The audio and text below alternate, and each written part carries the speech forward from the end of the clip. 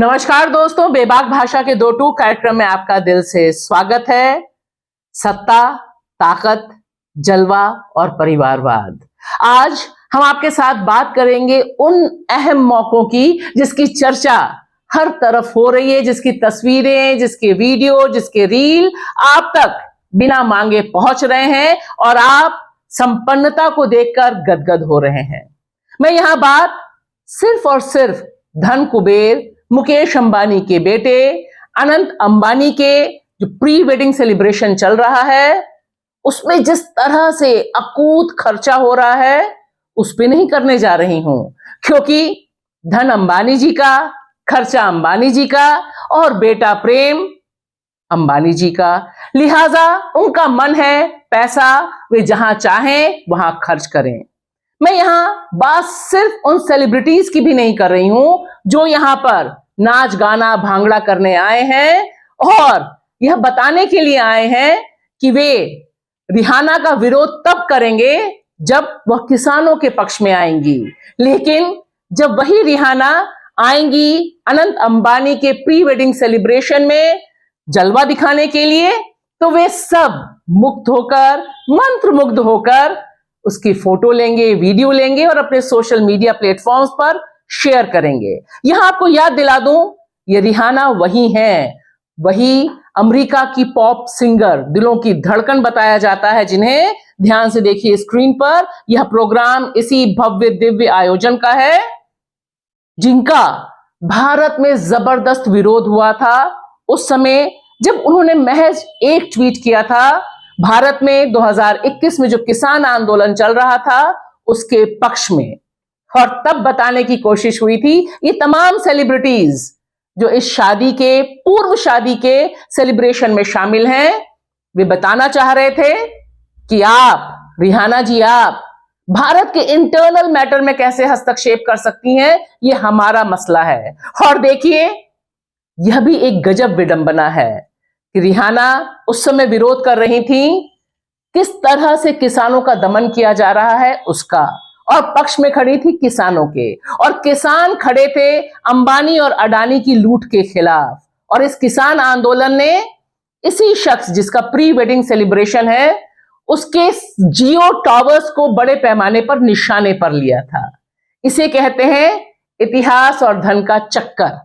आज वही रिहाना उसी अंबानी, उसी सेलिब्रेशन में डांस कर रही हैं, परफॉर्म कर रही हैं और सारे सेलिब्रिटीज मंत्रमुग्ध हैं। तो यहां हमारा सवाल ना रिहाना से है ना इन सेलिब्रिटीज से है, क्योंकि ये तो रिहाना का जमीर है, उनका कॉन्शियंस है कि वह किससे पैसा लें, कहां किस जलसे में जाएं और किसके साथ कब सेलिब्रेट करें। ठीक उसी तरह से ये सेलिब्रिटी भी, ये तो इनका जमीर है कि कब किसका विरोध करें और किसका विरोध किसके टूल किट पे करें, यह भी। लेकिन हमारा भी जमीर यह है कि इन तमाम सवालों को आपके साथ उठाएं।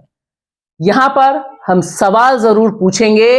अब देखिए जामनगर का यह एयरपोर्ट किस तरह से 25 फरवरी से लेकर 5 मार्च तक इंटरनेशनल एयरपोर्ट में तब्दील कर दिया गया, और जहां पर बस 5-6 फ्लाइट्स आती थी, 140 से अधिक फ्लाइट्स आ चुकी हैं और भारतीय वायुसेना ने अपना टेक्निकल सपोर्ट इस पूरे प्रक्रिया में मुहैया कराया है।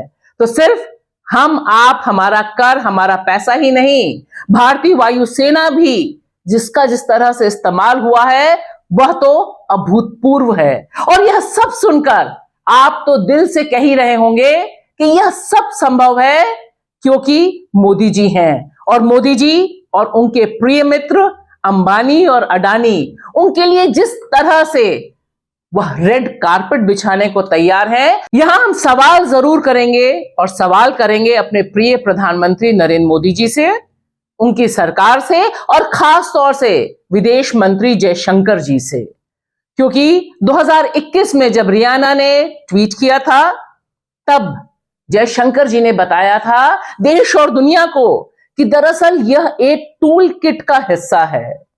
और सिर्फ रिहाना ही नहीं, climate change activist Greta Thunberg, उनको भी इसी टूल किट का हिस्सा बताया था, क्योंकि ये उस समय मांग कर रहे थे कि किसानों की मांग पर सुनना चाहिए मोदी सरकार को। लेकिन देखिए तस्वीर कैसे बदलती है। आज विदेश मंत्रालय बाकी 2 मंत्रालयों के साथ मिलकर ऐसा अनूठा काम कर लिया जो आज तक भारत के इतिहास में कभी नहीं हुआ। उसने गुजरात के इस जामनगर एयरपोर्ट को, जो एक डोमेस्टिक एयरपोर्ट है, यानी घरेलू देश के भीतर की फ्लाइटें आती हैं, 10 दिन के लिए इंटरनेशनल एयरपोर्ट में तब्दील कर दिया। अब सोचिए, यह तो सुनकर आपको भी लग रहा होगा कि मोदी जी हैं तो मुमकिन है, वरना ये कौन काम कर सकता है। 25 फरवरी से लेकर 5 मार्च तक जामनगर का यह एयरपोर्ट इंटरनेशनल एयरपोर्ट में तब्दील हो गया।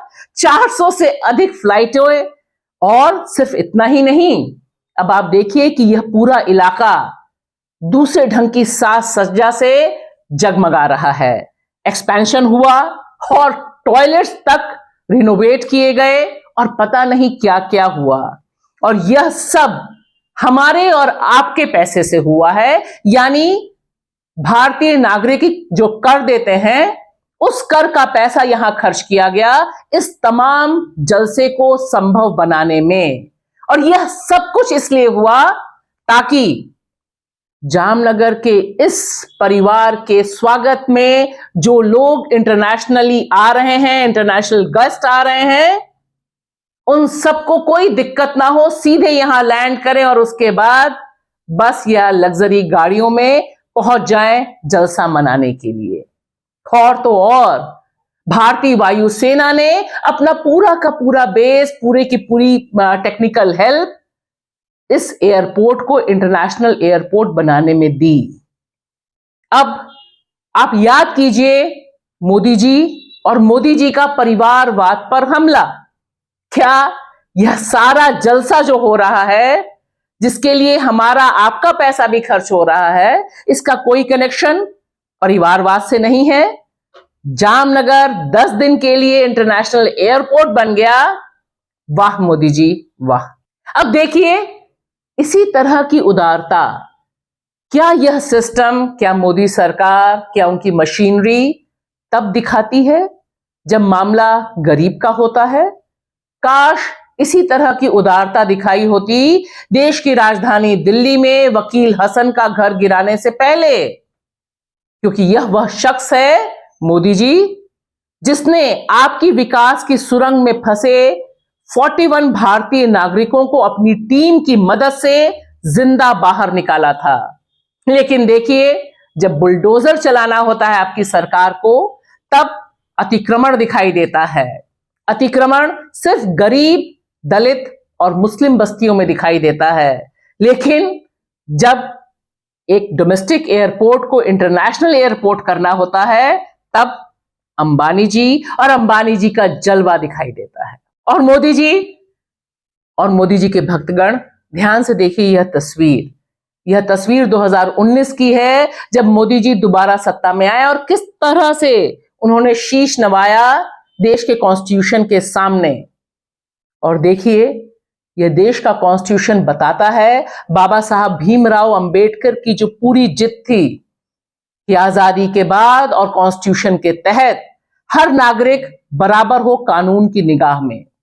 लेकिन देखिए, आपके राज में मोदी जी, जो हरियाणा अंबाला के डीएसपी हैं, वह खुलेआम धमकी देते हैं, प्रेस कॉन्फ्रेंस करके धमकी देते हैं और कहते हैं कि जो आंदोलनकारी किसान हैं, उनके पासपोर्ट और वीजा को रद्द करने की प्रक्रिया हरियाणा पुलिस कर रही है।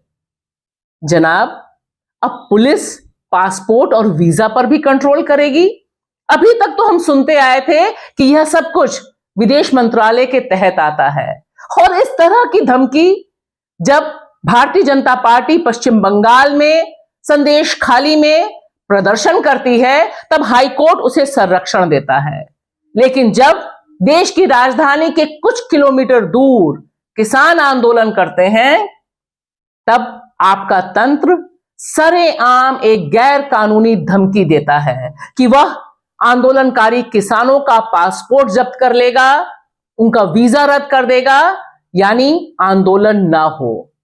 यह जो देश में कानून चल रहा है, क्योंकि इसका एक सिरा जुड़ा हुआ है उत्तर प्रदेश में योगी सरकार के एक्सपेरिमेंट से भी, जिन्होंने नागरिकता संशोधन कानून के समय जो आंदोलन चला था उसमें आंदोलनकारियों के बकायदा पोस्टर्स लगाए थे और उन्हें क्रिमिनल की तरह ट्रीट किया था। बाद में कोर्ट के इंटरवेंशन से वो सारे पोस्टर्स हटे थे, लेकिन बात वहां रुकी नहीं, क्योंकि एक तरफ है हरियाणा का ये पुलिस अधिकारी और वहीं दूसरी तरफ देखिए असम के जो डीजीपी हैं जेपी सिंह, उनकी ये धमकी बहुत स्पेसिफिक है, बहुत खास है, क्योंकि यहां वो बताते हैं कि अगर एक दिन भी सीए को लागू करते समय कोई प्रोटेस्ट होता है, राज्य बंद किया जाता है, तो बंद करने वालों से 1600 करोड़ रुपए की वसूली की जाएगी।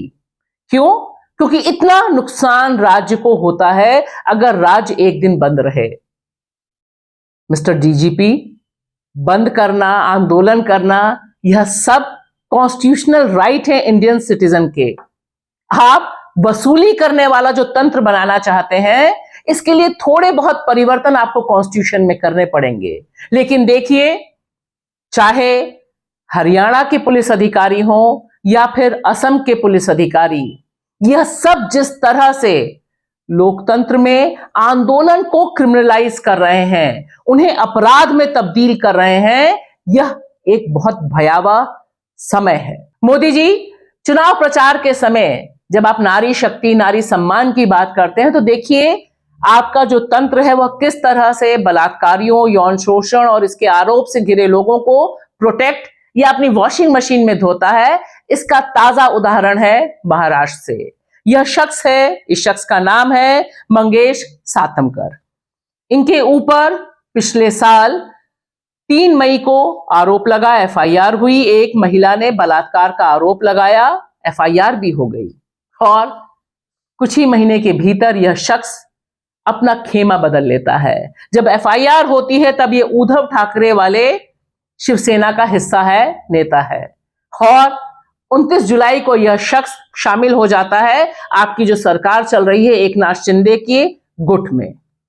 और उसके 5 से 6 महीने के भीतर फरवरी में महाराष्ट्र पुलिस क्लोजर रिपोर्ट दाखिल करती है, यानी न बलात्कार हुआ, न कोई आरोप लगा और क्लीन चिट मिल जाती है। ये जो भाजपा की वॉशिंग मशीन है, यह सबसे बड़ा टेस्ट केस है डेमोक्रेसी का। तो दोस्तों, एक बात बहुत साफ है, सत्ता, ताकत, जलवा और परिवारवाद, इसका जो कॉकटेल चल रहा है वह अपने आप में भारतीय लोकतंत्र को एक चिड़ियाघर में तब्दील कर रहा है। आप सोच रहे होंगे मैं अनंत अंबानी के चिड़ियाघर वनतारा का जिक्र कर रही हूं। देख लीजिए, तकरीबन वही दृश्य है भारत के एक एक कोने में। यह वनतारा जो जामनगर में बना है, 300 एकड़ से अधिक जमीन है और पता नहीं कहां कहां के जानवर यहां लाए गए हैं, किस कानून के तहत लाए गए हैं, किसी को कोई बताने की जरूरत नहीं। देश का पहला इतना बड़ा प्राइवेट जू बनाया गया है। अब आप देखिए यह चिड़ियाघर, और याद कीजिए एक गरीब शख्स जिसने एक सारस, घायल सारस को बचाया था, और उस शख्स के पीछे चूंकि वो मुसलमान था, पूरा का पूरा सिस्टम लग गया था। उसने उस सारस को अपने घर में कैद नहीं किया था, वो मर्जी से उस शख्स के साथ रह रहा था।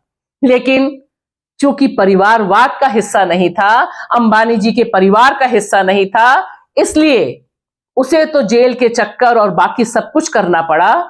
लेकिन यहां यह जो वनतारा है, यह दरअसल भारतीय लोकतंत्र का सबसे बड़ा चेहरा है। शुक्रिया।